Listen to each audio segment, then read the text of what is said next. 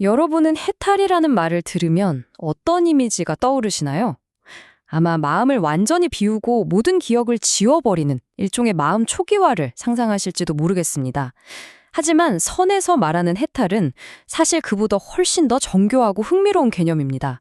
오늘 그 진정한 의미가 무엇인지 함께 차근차근 알아보겠습니다. 오늘 우리가 함께 살펴볼 내용입니다. 먼저 해탈은 마음을 리셋하는 것인가? 라는 가장 흔한 생각에서 출발해서요. 점차 그 오해를 걷어내고 권한 회수라는 핵심 개념에 도달한 뒤 마지막으로 이 모든 것을 가장 명확하게 설명할 수 있는 개념을 만나보겠습니다.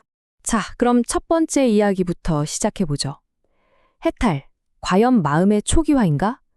많은 사람들이 해탈을 일종의 정신적인 포맷, 그러니까 마음 리셋 같은 걸로 생각합니다.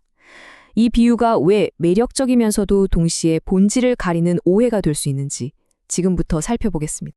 이건 우리 현대인들에게 아주 익숙하고 또 직관적인 비유죠.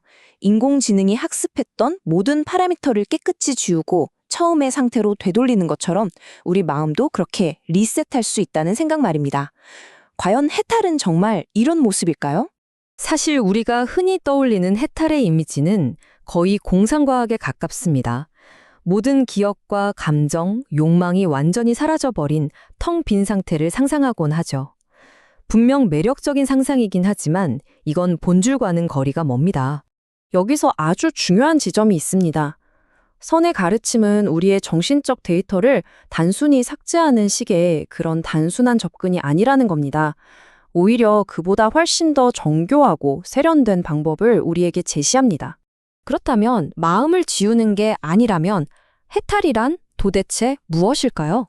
자, 두 번째 섹션에서는 삭제가 아닌 권한 회수라는 훨씬 더 정확한 그림을 한번 그려보겠습니다. 바로 이 부분이 우리가 가진 오해가 깨지는 결정적인 지점입니다. 해탈은 우리를 백지 상태로 만드는 게 아니에요. 삶을 통해 축적된 우리의 기억, 성격, 습관 같은 데이터는 그대로 남아있다는 거죠.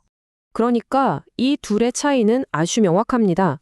초기화가 모든 데이터를 지워버리는 컴퓨터의 하드 리셋이라면 해탈은 데이터는 그대로 둔 채 그것들이 작동하는 방식에 대한 관리자 권한을 되찾아오는 것에 가깝습니다. 이 개념을 제대로 이해하려면 먼저 집착이라는 말을 정확히 정의해야 합니다. 집착은 단순히 무언가를 좋아하고 싫어하는 마음이 아니에요. 그게 아니라 특정한 생각이나 감정이 자동으로 실행되면서 우리의 행동과 정체성 전체를 장악해버리는 현상을 말합니다. 바로 이겁니다. 해탈의 본질이란 내 마음속에서 일어나는 수많은 생각과 감정들이 더 이상 자동으로 나를 조종하도록 내버려 두지 않는 것. 즉, 그들에게 주어졌던 자동 실행 권한을 박탈하고 회수하는 과정입니다. 자, 그럼 세 번째 이야기로 넘어가 보죠. 집착의 핵심, 바로 나라는 착각입니다. 아니, 근데 왜 우리는 이렇게 쉽게 생각과 감정에게 조종을 당하는 걸까요?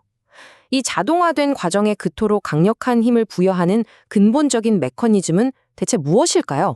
그 메커니즘의 이름은 바로 동일시입니다. 예를 들어 우리는 분노가 일어날 때 내 안에서 분노라는 현상이 일어났구나 라고 관찰하지 않죠. 그냥 내가 화났다고 생각합니다. 슬픔을 느끼면 내가 슬프다고 말하고요. 이렇게 생각이나 감정을 나 자신과 똑같은 것으로 여기는 착각, 이것이 바로 동일시입니다. 이렇게 어떤 정신 상태와 나 자신을 딱 동일시하는 그 순간 모든 게 달라집니다. 내 안의 반응은 거부할 수 없는 명령이 되고 스쳐 지나가는 감정은 나의 정체성이 되어버리죠. 그리고 머릿속 생각은 의심할 여지 없는 진실로 둔갑합니다. 선은 바로 이 왜곡된 구조를 아주 날카롭고 강력한 한 문장으로 겨냥합니다. 어쩌면 이 한마디가 해탈에 대한 가르침의 전부라고 해도 과언이 아닐 정도죠. 당신의 생각이, 당신의 감정이 당신이 아니라는 것. 자, 이제 마지막 네 번째 섹션입니다. 해탈이 초기화가 아니라 권한 회수라면 이 자유로운 상태를 가장 정확하게 표현할 수 있는 현대적인 개념은 무엇일까요? 그 해답은 바로 컨텍스트 분리에 있습니다. 여기에 훨씬 더 정확한 기술적 비유가 있습니다. 바로 컨텍스트 분리입니다. 특정 자극, 즉 트리거가 더 이상 자동적이고 강제적인 반응으로 이어지지 않는 상태를 의미합니다. 비유하자면 방아쇠는 그대로 있지만 더 이상 자동으로 격발되지는 않는 거죠. 이제 격발은 우리의 선택이 되는 겁니다. 그러니까 컨텍스트 분리의 상태라는 게 무슨 감정이 메마른 무감각한 상태를 말하는 게 절대 아닙니다. 생각, 욕망, 고통 같은 정신적인 현상들은 여전히 다 일어납니다.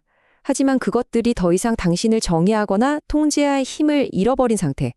그것이 바로 진정한 자유입니다. 결국 핵심은 이겁니다. 이러한 자유는 현실에서 벗어나는 어떤 초월적인 상태가 아니라는 거예요. 오히려 그 반대죠. 자신의 내면 세계에 대한 주권을 온전히 되찾는 지극히 현실적인 권한 회수 과정입니다. 이 상태를 완벽하게 요약하는 고전적인 표현이 있죠. 마음은 쓰되 걸리지 않는다. 마음은 우리가 유용하게 사용하는 도구이지 우리가 그물처럼 얽혀서 끌려다니는 주인이 아니라는 뜻입니다. 그리고 이 모든 분석은 결국 우리에게 하나의 깊은 질문을 남깁니다. 만약 지금 이 순간의 내 생각과 감정이 내가 아니라면 이 모든 것을 그저 알아차리고 지켜보고 있는 진정한 나의 정체는 과연 무엇일까요? 이 질문을 여러분께 남겨두면서 오늘 이야기를 마무리하겠습니다.